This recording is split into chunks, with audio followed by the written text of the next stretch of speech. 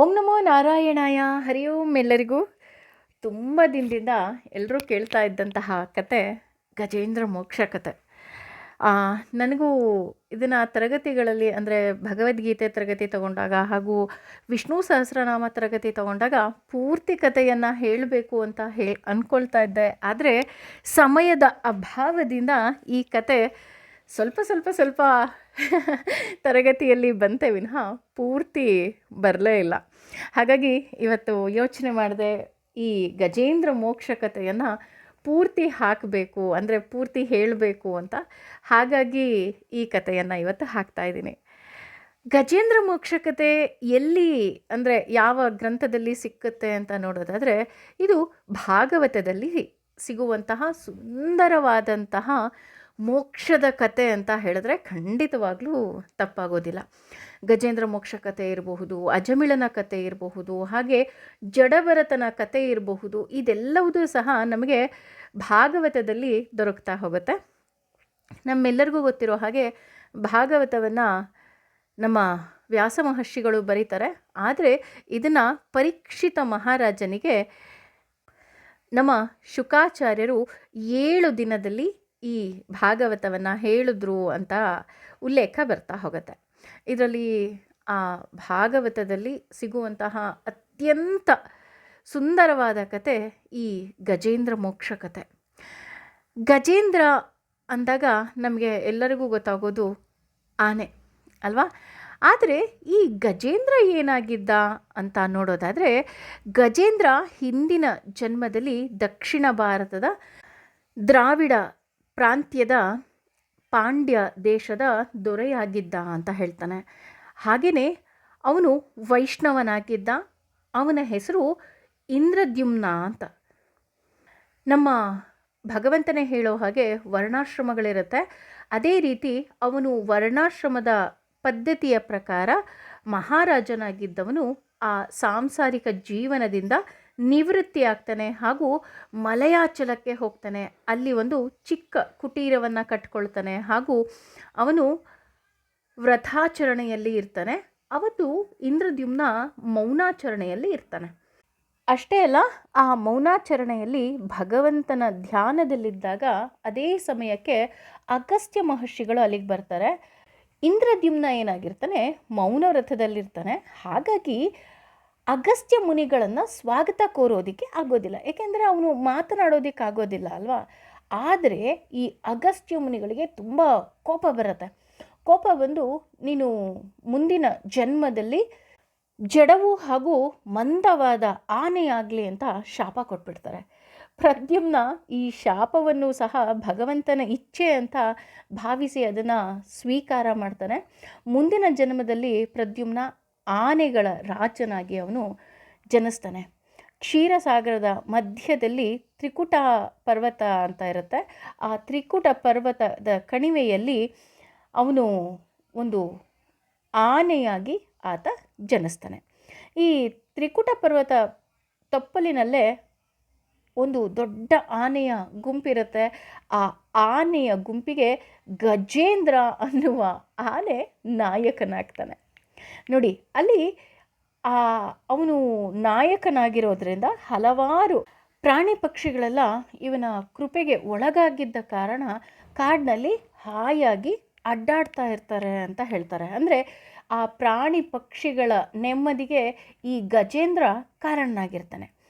ಒಂದು ದಿನ ಏನಾಗುತ್ತೆ, ಈ ಗಜೇಂದ್ರ ತನ್ನ ಹೆಂಡತಿ ಹಾಗೂ ಮಕ್ಕಳ ಜೊತೆ, ಅಂದರೆ ಒಂದು ದೊಡ್ಡ ಸಮೂಹ ಅಂತಲೇ ಹೇಳಬಹುದು, ಯಾಕೆಂದರೆ ಇವನು ಗಜೇಂದ್ರ ಅಲ್ವಾ?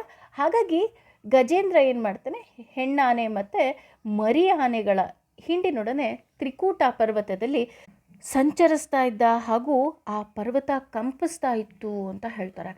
ಹಾಗೂ ಆ ದೃಶ್ಯವನ್ನು ಎಷ್ಟು ಚೆನ್ನಾಗಿ ಇಲ್ಲಿ ವರ್ಣನೆಯನ್ನು ಕೊಡ್ತಾರೆ ಅಂದರೆ, ತಂಪಾದ ಗಾಳಿ ಬೀಸ್ತಾ ಇತ್ತು ಹಾಗೂ ಆ ಗಾಳಿಗೆ ಕಮಲ ಪುಷ್ಪದ ವಾಸನೆ ಏನಿದೆ ಅದು ಪಸರಿಸ್ತಾ ಇತ್ತು ಅಂತ ಎಲ್ಲ ಹೇಳ್ತಾ ಹೋಗ್ತಾರೆ. ಕೊನೆಗೆ ಈ ಗಜೇಂದ್ರ ಏನು ಮಾಡ್ತಾನೆ, ಅಲ್ಲಿದ್ದಂತಹ ಸರೋವರದಲ್ಲಿ ಕಮಲ ಪುಷ್ಪಗಳ ಆ ಕಂಪು ಅವನಿಗೆ ತುಂಬ ಸೆಳೆಯುತ್ತೆ. ಹಾಗಾಗಿ ಆ ಶೀತಲ ಶುಭ್ರ ನೀರನ್ನು ಕುಡಿದು ಅವನು ತೃಪ್ತನಾಗಿ ಮೇಲೆ ಬರಬೇಕಿತ್ತು. ಆದರೆ ಅವನು ಏನು ಮಾಡ್ತಾನೆ ಅಂದರೆ ಆ ನೀರಿನಲ್ಲಿ ಇಳಿದ ತಕ್ಷಣ ಅವನಿಗೆ ಒಂದು ಮೋಹ ಆವರಿಸುತ್ತೆ. ಹಾಗೂ ಅವನು ಹೆಂಡತಿಯ ಮೇಲೆ ಮಕ್ಕಳ ಮೇಲೆ ನೀರನ್ನು ಹಾಕ್ತಾ ಆ ಮೋಹ ಅನ್ನೋ ಒಂದು ಭ್ರಮೆಗೆ ಒಳಗಾಗ್ಬಿಡ್ತಾನೆ. ಯಾಕಂದರೆ ಅವನಿಗೆ ಆಧ್ಯಾತ್ಮಿಕ ಶಕ್ತಿ ಇರಲಿಲ್ಲ ಅಂತ ಹೇಳ್ತಾರೆ. ಇಲ್ಲಿ ಗಜೇಂದ್ರನನ್ನು ಕೊಟ್ಟಿರೋದು ಕೇವಲ ಉದಾಹರಣೆ ಅಷ್ಟೆ. ಯಾಕಪ್ಪ ಅಂತ ಅಂದರೆ ನಾವುಗಳು ಹಾಗೇನೆ ಈ ಮೋಹದಲ್ಲಿ ನಾವು ಸಿಲುಕಿಬಿಡ್ತೀವಿ. ಈ ಭೂಮಿಗೆ ಬಂದ ತಕ್ಷಣ ಈ ಮಾಯೆ ನಮ್ಮನ್ನು ಆವರಿಸ್ಬಿಡುತ್ತೆ. ಹಾಗೂ ಆ ಮಾಯೆ ಏನು ಮಾಡುತ್ತೆ, ರಜೋಗುಣ, ತಮೋಗುಣ, ಸಾತ್ವಿಕ ಗುಣ ಅನ್ನೋ ಹಗ್ಗದಿಂದ ಆಕೆ ಕಟ್ ಹಾಕ್ಬಿಡ್ತಾಳೆ. ಕಟ್ ಹಾಕಿದ ತಕ್ಷಣ ಇದು ನನ್ನ ಮನೆ, ಇದು ನನ್ನ ಮಕ್ಕಳು, ನನ್ನದು, ನನ್ನಿಂದ, ಇದೆಲ್ಲವುದೂ ಸಹ ನಾವೇನು ಮಾಡಿಬಿಡ್ತೀವಿ, ಅಂಟ್ಕೊಂಡ್ಬಿಡ್ತೀವಿ. ಇಲ್ಲೂ ಅಷ್ಟೇ, ಗಜೇಂದ್ರನಿಗೆ ಆಗಿದ್ದು ಅಷ್ಟೇ. ಆ ಗಜೇಂದ್ರ ಅವನು ಯಾರು, ಅವನು ಯಾಕೆ ಭೂಮಿಗೆ ಬಂದ, ಎಲ್ಲವನ್ನು ಮರೆತು ಆ ಸರೋವರದಲ್ಲಿ ಇಳಿತಾನೆ. ಆ ಸರೋವರದಲ್ಲಿ ಇಳಿದ ತಕ್ಷಣ ಆ ಮಾಯೆಗೆ ಒಳಪಟ್ಟು ಅಲ್ಲಿ ಅವನು ಆಟವಾಡೋದಕ್ಕೆ ಶುರು ಮಾಡ್ತಾನೆ. ನಾವು ಅಷ್ಟೇ ಅಲ್ವಾ, ಈ ಭೂಮಿಗೆ ಯಾಕೆ ಬಂದ್ವಿ ಅನ್ನೋದನ್ನೇ ಮರೆತು ಬಿಡ್ತೀವಿ. ಯಾಕೆ ಬಂದಿದ್ದೀವಿ ನಾವು? ಮೋಕ್ಷದ ದಾರಿಯನ್ನು ಹಿಡಿಯೋದಕ್ಕೆ. ಅದನ್ನು ಬಿಟ್ಬಿಟ್ಟು ಈ ಹಲವಾರು ಜನ ರಾಕ್ಷಸರು ಏನು ಮಾಡ್ತಾರೆ, ನಮ್ಮನ್ನು ಆವರಿಸ್ಬಿಡ್ತಾರೆ. ಕಾಮ, ಕ್ರೋಧ, ಮೋಹ, ಲೋಭ, ಮದ, ಮಾತ್ಸರ್ಯ. ಹಾಗಾಗಿ ಅವನಿಗೆ ಆಧ್ಯಾತ್ಮಿಕ ಜ್ಞಾನ ಇರಲಿಲ್ಲ. ನಮಗೆ ಆಧ್ಯಾತ್ಮಿಕ ಜ್ಞಾನ ಇದ್ದರೂ ಸಹ ಈ ಮಾಯೆಯಲ್ಲಿ ನಾವು ಸಿಲ್ಕ್ ಹಾಕೊಂಡ್ಬಿಡ್ತೀವಿ. ಅದೇ ರೀತಿ ಇಲ್ಲಿ ನಾವು ಒಬ್ಬ ಮೊಸಳೆಯನ್ನು ಈ ಕಥೆಯ ಇನ್ನೊಬ್ಬ ಮುಖ್ಯ ಪಾತ್ರ ಅಂತ ತಗೊಳ್ತೀವಿ. ಈ ಮೊಸಳೆಯನ್ನು ನೋಡಿದಾಗಲೂ ಅಷ್ಟೇ, ಆ ಮೊಸಳೆ ಆಗಿರೋದಿಲ್ಲ. ಹೇಗೆ ಈ ಇಂದ್ರದ್ಯುಮ್ನ ಅನ್ನುವಂತಹ ಮಹಾರಾಜ ಅಗಸ್ತ್ಯ ಮುನಿಗಳ ಶಾಪಕ್ಕೆ ಒಳಗಾಗಿ ಆನೆಯಾಗಿದ್ನೋ, ಅದೇ ರೀತಿ ಹೂಹು ಅನ್ನುವಂತಹ ಗಂಧರ್ವನೂ ಸಹ ಒಂದು ದಿನ ಅವರ ಪರಿವಾರದ ಸ್ತ್ರೀಯರೊಡನೆ ಜಲಕ್ರೀಡೆ ಆಡೋದಕ್ಕೆ ಆಟ ಆಡ್ತಾ ಇರ್ತಾನೆ. ಅಲ್ಲಿ ಸ್ನಾನ ಮಾಡ್ತಿದ್ದ ದೇವಲಯ ಋಷಿಯ ಕಾಲನ್ನು ತಮಾಷೆಗೆ ಎಳೆದು ಬಿಡ್ತಾನೆ. ಆಗ ಕೋಪಗೊಂಡ ದೇವಾಲಯರು ಹೂಹು ಅನ್ನುವಂತಹ ರಾಜನಿಗೆ ಮೊಸಳೆಯಾಗು ಅಂತ ಶಾಪ ಇಟ್ಬಿಡ್ತಾರೆ. ಅದೇ ರೀತಿ ಹೂಹು ಅನ್ನುವಂತಹ ಆ ರಾಜನಿಗೂ ಸಹ ತನ್ನ ತಪ್ಪಿನ ಅರಿವಾಗುತ್ತೆ. ಹೌದು, ಅವರೇನು ಮಾಡ್ತಾರೆ, ತಕ್ಷಣ ಆ ಋಷಿಗಳ ಕ್ಷಮೆಯನ್ನು ಕೋರ್ತಾರೆ. ದಯವಿಟ್ಟು ನನ್ನನ್ನು ಕ್ಷಮಿಸ್ಬಿಡಿ, ನಾನು ಈ ರೀತಿ ಮಾಡಬಾರ್ದಾಗಿತ್ತು ಅಂತ. ಅದೇ ರೀತಿ ಕರುಣಾಶೀಲರಾದ ದೇವಾಲರು ಸಹ ಹೇಳ್ತಾರೆ, ಮುಂದೆ ಗಜೇಂದ್ರ ಅನ್ನುವಂತಹ ಆನೆ ಈ ಸರೋವರಕ್ಕೆ ಬರುತ್ತೆ. ಆ ಆನೆಯ ಕಾಲನ್ನು ಹಿಡಿದಾಗ ನಿನಗೂ ಸಹ ಮೋಕ್ಷ ಸಿಕ್ಕತ್ತೆ ಅಂತ ಅವ್ರು ಹೇಳ್ತಾರೆ. ನೋಡಿ, ಅಂದರೆ ಇಲ್ಲಿ ಗಜೇಂದ್ರನಿಗೂ ಒಂದು ಶಾಪ ಇತ್ತು, ಹೂಹು ಅನ್ನುವಂತಹ ಆ ಗಂಧರ್ವನಿಗೂ ಸಹ ಶಾಪ ಇತ್ತು. ಒಬ್ಬರು ಮೊಸಳೆಯಾಗಿದ್ದರು, ಇನ್ನೊಬ್ಬರು ಆನೆಯಾಗಿದ್ದರು ಅಷ್ಟೆ. ಈ ಮೊಸಳೆಯೂ ಸಹ ಆ ಗಜೇಂದ್ರನ ಬರುವಿಕೆಗಾಗಿ ಕಾಯ್ತಾ ಇತ್ತು ಅಂದರೆ ಖಂಡಿತವಾಗಿಯೂ ಸಹ ತಪ್ಪಾಗೋದಿಲ್ಲ.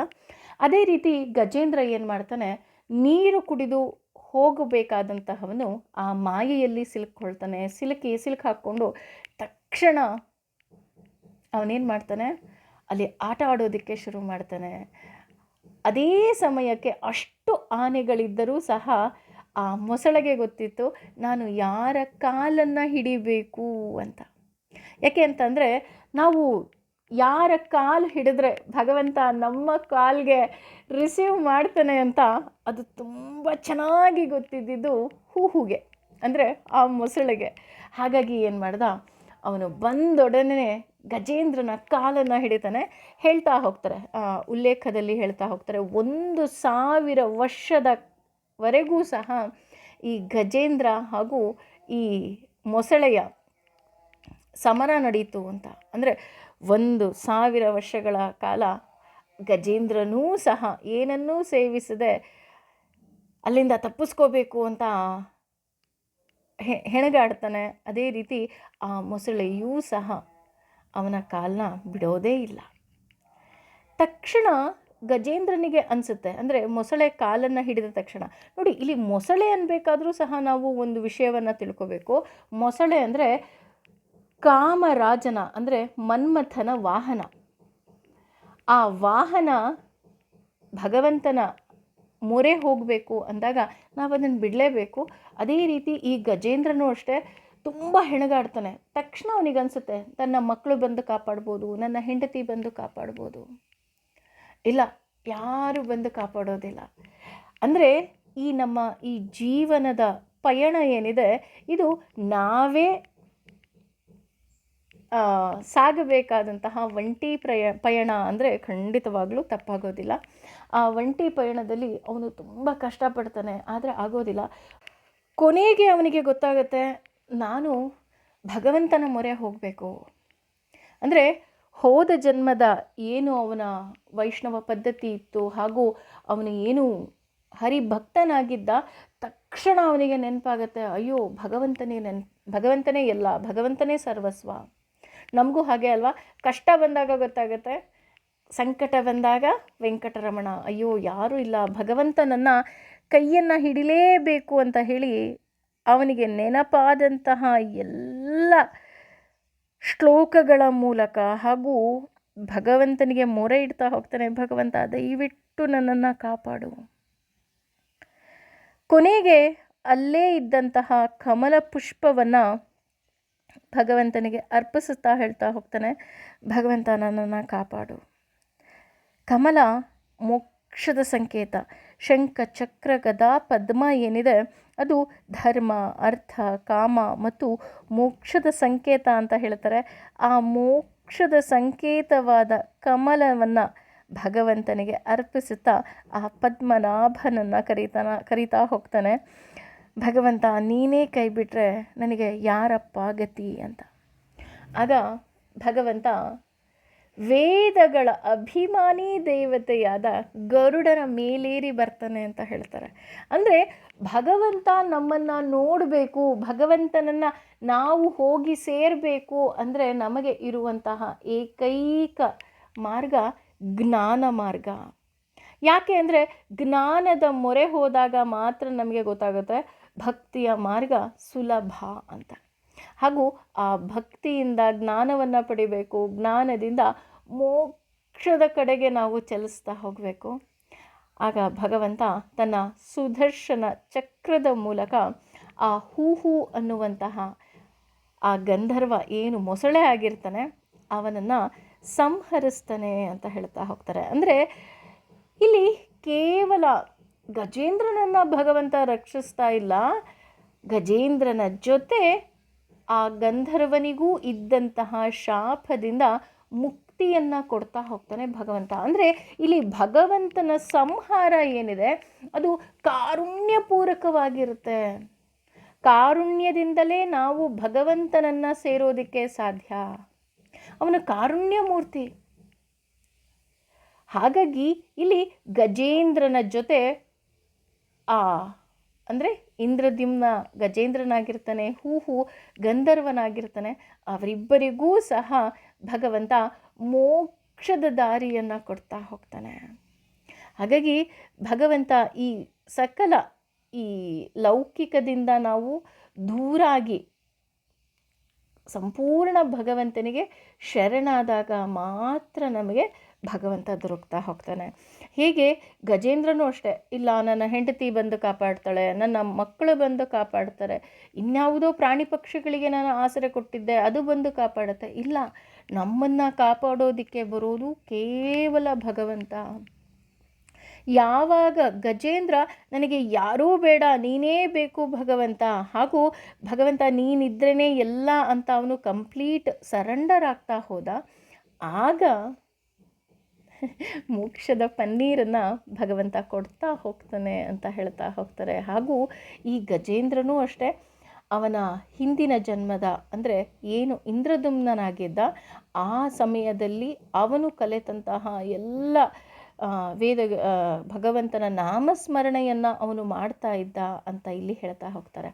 ಅಂದರೆ ಇಲ್ಲಿ ಕೇವಲ ಗಜೇಂದ್ರನ ಪ್ರಾರ್ಥನೆಯನ್ನು ಕೇವಲ ಆನೆಗಳ ರಾಜನಾದ ಪ್ರಾಣಿಯೊಂದು ಪ್ರಾರ್ಥನೆ ಮಾಡ್ತು ಅಂತ ನಾವಿಲ್ಲಿ ತಿಳಿಬಾರ್ದು. ಪ್ರಾಚೀನ ಗ್ರಂಥಗಳಲ್ಲಿ ನೂರಾರು ವಿಷಯಗಳು ಸಾಂಕೇತಿಕ ರೂಪದಲ್ಲಿ ಅಡಕವಾಗಿರುತ್ತೆ. ಭಗವಂತನನ್ನು ಮರೆತು ದರ್ಪದಿಂದ ಮೆರೆಯೋರೆಲ್ಲರೂ ಸಹ ಪ್ರಾಣಿಗಳೇ. ಒಮ್ಮೆ ಭಗವಂತನ ಕಡೆ ಮನಸ್ಸು ಹರಿದರೆ ಆಗ ಭಗವಂತ ಆ ಪ್ರಾಣಿಯನ್ನೂ ಸಹ ಕಾಪಾಡ್ತಾನೆ. ಅಂದರೆ ನಾವು ಅಷ್ಟೇ ಪ್ರಾಣಿಗಳು. ಭಗವಂತನನ್ನು ಮರೆತ್ವಿ ಅಂದರೆ ನಾವು ಸಹ, ನಮಗೂ ಗಜೇಂದ್ರನಿಗೂ ಏನೂ ವ್ಯತ್ಯಾಸವೇ ಇಲ್ಲ. ಹಾಗಾಗಿ ಇಲ್ಲಿ ನೀನು ಭಗವಂತನನ್ನು ಮರೆತೀಯಾ, ನೀನು ಪ್ರಾಣಿಗೆ ಸಮ.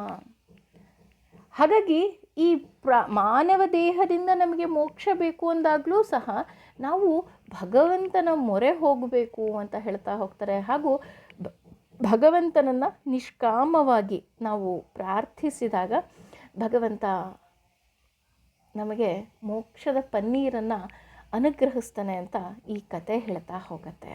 ಈ ಕಥೆಯ ಮೂಲಕ ನಾವು ಭಗವಂತನಿಗೆ ಕೇಳೋಣ, ಭಗವಂತ ನಿನ್ನ ಭಕ್ತಿಯ ಮಾರ್ಗದಲ್ಲಿ ಹೋಗುವಂತಹ ಶಕ್ತಿಯನ್ನು ನನಗೆ ಕೊಡಪ್ಪ. ಯಾಕೆಂದರೆ ಕಲಿಯುಗದಲ್ಲಿ ಕೇವಲ ಭಗವಂತನ ನಾಮಸ್ಮರಣೆ ಒಂದೇ ಸಾಕು, ಭಗವಂತ ನಮಗೆ ಮೋಕ್ಷದ ಪನ್ನೀರನ್ನು ಕೊಡ್ತಾನಂತೆ. ಆ ಮೋಕ್ಷದ ಸಿಹಿಯನ್ನು ನಾವೆಲ್ಲರೂ ಸವಿಯೋಣ ಅಂತ ಈ ಕಥೆಯ ಮೂಲಕ ಹೇಳ್ತಾ ಇದ್ದೀನಿ. ಹರಿ ಓಂ ಎಲ್ಲರಿಗೂ. ಓಂ ನಮೋ ನಾರಾಯಣಾಯ.